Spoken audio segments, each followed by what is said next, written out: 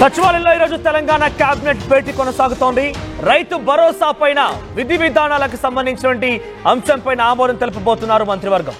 Ration కార్డులు, ఇందిరమ్మ ఇండ్ల పైన కూడా నిర్ణయం తీసుకునే అవకాశం కనబడుతోంది. కొత్త ఇంధన పాలసీ పైన కూడా ఈరోజు చర్చించబోతున్నారు. 200 కొత్త పంచాయతీలకి ఈ కేబినెట్ ఆమోద ముద్ర వేయబోతోంది, గ్రీన్ సిగ్నల్ ఇవ్వబోతోంది. ముఖ్యంగా ములుగును మున్సిపాలిటీగా చేసేందుకు కూడా నిర్ణయం తీసుకోబోతున్నారు ఈ కేబినెట్ లోనే.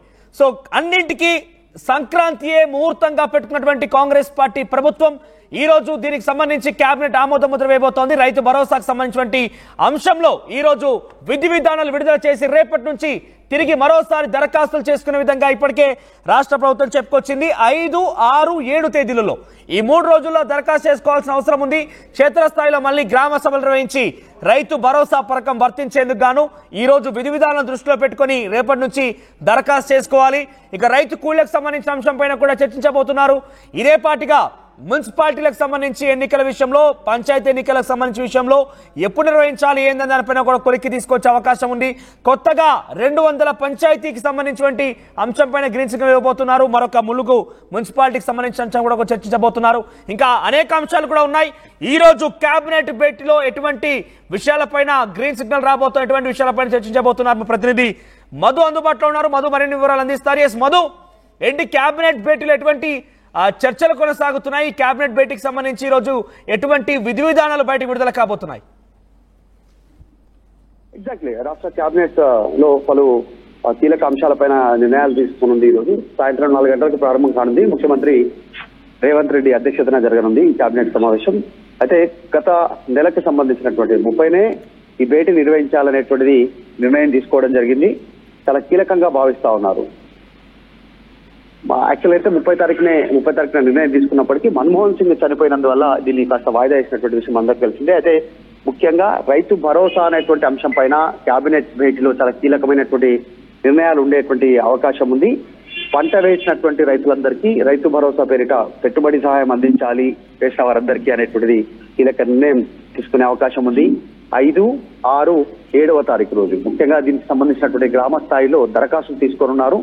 ఒక్కొక్క మండలాన్ని 3 విభాగాలుగా విభజించి నిర్ణయం తీసుకున్నటువంటి సిచ్యువేషన్ ఉంది. దాంతో పాటు రైతు కూలీలకు సంబంధించినటువంటి అంశం పైన కూడా క్లారిటీ రానుంది ఈ కేబినెట్ సమావేశంలో.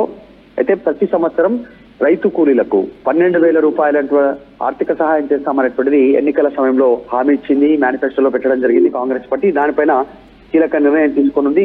మరొకమైనటువంటి ప్రధాన నిర్ణయం రేషన్ కార్డులకు సంబంధించినటువంటి దానిపైన ఒక క్లారిటీ రానుంది. కొత్త రేషన్ కార్డు ఇచ్చిన తర్వాత దానిపైన ఇప్పుడు ఇస్తున్నటువంటి బియ్యం కాకుండా సన్న బియ్యాన్ని సప్లై చేయాలి అనేటువంటిది ప్రభుత్వం భావిస్తా ఉంది. కేవలం ఒక 30% పైగా మాత్రమే ఇప్పుడు తీసుకుంటున్నటువంటి రేషన్ బియ్యాన్ని వినియోగిస్తున్నారు వాడుక కోసం, ఇంట్లో అవసరాల కోసం వండుకోవడానికి. కానీ మిగతా వాళ్ళంతా కూడా దాన్ని పక్కదారి పడతా ఉంది ఈ రేషన్ బియ్యాన్ని. అలా కాకుండా క్వాలిటీ నాణ్యమైనటువంటి సన్న బియ్యాన్ని కనుక సప్లై చేస్తే ఖచ్చితంగా వాళ్ళందరికీ ఉపయోగపడే విధంగా ఉంటుంది అనేటువంటిది వాళ్ళు భావిస్తా ఉన్నారు. సో దాంతో పాటు యాదగిరి గుట్టకు సంబంధించినటువంటిది టీటీడీ బోర్డు ఎలా ఉందో ఇక్కడ కూడా వైటీడీ బోర్డు అనేటువంటి దానిపైన కేబినెట్ నిర్ణయంలో కీలక సమావేశం తీసుకునే అవకాశం ఉంది.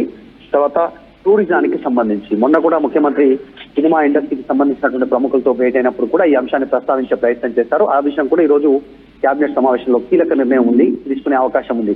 తెలంగాణ టూరిజాన్ని పెద్ద ఎత్తున ప్రమోట్ చేయగలగాలి అనేటువంటిది ఇక్కడ ఉన్నటువంటి ఎకో టూరిజం కానీ, తర్వాత టెంపుల్ టూరిజం కానీ, ఇంకా మిగతాకు సంబంధించినటువంటి పర్యాటక కేంద్రాలను టూరిజం పేరిట పెద్ద ఎత్తున ప్రచారం నిర్వహించాలనేటువంటిది నిర్ణయం తీసుకున్నారు. సో మొత్తానికి చాలా కీలకమైనటువంటి నిర్ణయాలపైన చర్చ జరిగే అవకాశం ఉంది. ఇప్పటికే RRR కి సంబంధించినటువంటి విషయంపైన కేంద్ర ప్రభుత్వం ఇప్పటికీ దీనికి సంబంధించినటువంటి బిడ్ తీసుకుంటా ఉన్నటువంటి నేపథ్యంతో అనేక డెవలప్మెంట్ అంశాల ఏజెండాగా కేబినెట్ నిర్ణయం జరగనుంది. ప్రధానంగా మాత్రం ఇందాక మాట్లాడుకున్నట్టు రైతు భరోసా, రైతు కూలీలకు సంబంధించినటువంటి విషయం కానీ, రేషన్ సంబంధించినటువంటి అంశాలు, యాదగిరి గుట్టకు సంబంధించిన అంశాలు ప్రధానంగా కీలకంగా అనిపిస్తున్నాయి. ఇంకా కొన్ని కీలకమైన నిర్ణయాలు కూడా కేబినెట్ లో చర్చకు వచ్చే అవకాశం ఉంది. అదో ప్రతిపక్షాలు కూడా పెద్ద ఎత్తున రైతులకు సంబంధించిన అంశాలను టార్గెట్ చేసుకొని రుణమాఫీకి సంబంధించిన విషయంలో కూడా క్షేత్రస్థాయిలో మాజీ మంత్రులు, ఎమ్మెల్యే అంతా కూడా ఒక్కసారిగా మళ్ళీ గుర్రుగా ఉంటున్నారు. అట్ ది సేమ్ టైం ప్రజల్లోకి వెళ్లి రుణమాఫీ విషయం పైన మరొకసారి తేల్చుకుంటామంటూ కూడా మాట్లాడుతున్నారు. అంటే పూర్తి స్థాయిలో అవ్వలేదు అనే ఒక విషయాన్ని తేల్చి చెప్తూనే ఒకవేళ ఏదో ఒక గ్రామంలో పూర్తి స్థాయిలో అయిందనుకుంటే కనుక రిజైన్ చేస్తాను అసెంబ్లీ వేదికగా కేటీఆర్, హరీష్ రావు లాంటి వ్యక్తులు మాట్లాడుకొచ్చారు. ఆ విషయం పైన మరొకసారి పునరాలోచన జరిగే అవకాశం ఉందా? ఇంకేమైనా సాంకేతిక కారణాలు కానీ ఇంకేదైనా ఉంటే వాటికి సంబంధించి ఒక అంశం కొలికి వచ్చే అవకాశం ఏదైనా కేబినెట్ లో చర్చ జరగబోతోందా? కేబినెట్ బెంచ్ లో ప్రధానంగా అప్పుడు ప్రతిపక్షాలు లేవనెత్తేటువంటి అంశాలతో పాటు వచ్చేటువంటి స్థానిక సంస్థల ఎన్నికల్లో పార్టీని ఏ రకంగా బలోపేతం చేయాలి, క్లీన్ స్వీప్ ఎలా చేయాలంటే రేపు జరగబోయేటువంటి ఎన్నికల్లో మళ్ళీ కాంగ్రెస్ జెండా ఎగిరేలా క్షేత్రస్థాయిలో పనిచేయాలి ఎమ్మెల్యేలు కానీ, మంత్రులు కానీ, పార్టీ క్యాడర్ కానీ అనేటువంటి దిశానిర్దేశం ఇప్పటికే తీసుకోవడం జరిగింది. మంత్రులతో జరిగినటువంటి సమావేశంలో ముఖ్యమంత్రి చెప్పారు.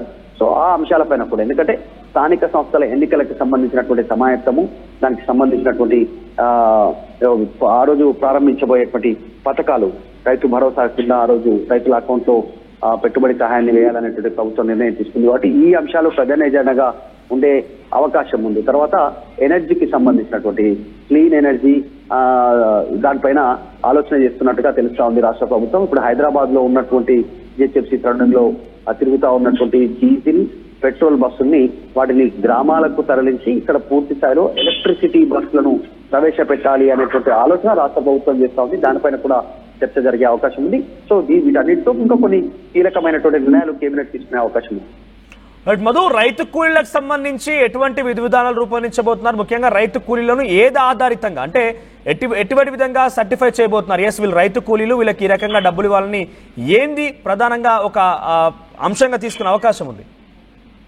గతంలో 12,000 రైతు కూలీలకు ఇవ్వాలనేటువంటి ఆలోచన చేసింది రాష్ట్ర ప్రభుత్వం. అయితే ఒకటేసారి ఇవ్వాలా, దానికి సంబంధించి లేదంటే మొదటి విడతగా 6,000 ఇచ్చి క్రమక్రమంగా పెంచుతూ పోవాలా అనేటువంటి ఆలోచన చేస్తా ఉంది. ఈ రోజు భూమి లేనటువంటి ఎవరైతే కూలీలు ఉన్నారో రైతు కూలీలు, వారికి సంబంధించిన విషయంలో కీలక నిర్ణయం తీసుకోనుంది. 12,000 ఇవ్వాలని ప్రభుత్వం అయితే భావిస్తా ఉంది. కానీ కొత్త రేషన్ కార్డుల పైన కూడా నిర్ణయం తీసుకున్న తర్వాత వారిని గుర్తించి, భూమి లేనటువంటి వారిని గుర్తించి వారికి 12,000 లేదంటే మొదటగా 6,000 ఇచ్చి రెండో విడతలో మరొక 6,000 వారికి జమ చేయాలా అనేటువంటి ఆలోచన చేస్తా ఉంది. కానీ అది సాధ్యాసాధ్యాలపైన దృష్టి పెట్టే అవకాశం ఉంది. రైతు కూలీలు అంటే ఎలా గుర్తిస్తారు, వారి రైతు కూలీలు అనేటువంటి వారికి ఉన్నటువంటి క్రైటీరియా ఏంటి అనేటువంటిది ఆలోచన చేస్తా ఉంది. దానిపైన ఈరోజు క్లారిటీ రానుంది కేబినెట్ సమావేశం తర్వాత. ముఖ్యంగా అయితే రైతు భరోసా, రేపు సంక్రాంతి రోజున ప్రారంభించబోయేటువంటి రైతు భరోసాకు సంబంధించిన అంశంపైన కీలకంగా ఈ భేటీలో చర్చ జరిగే అవకాశం. రైట్ మరు.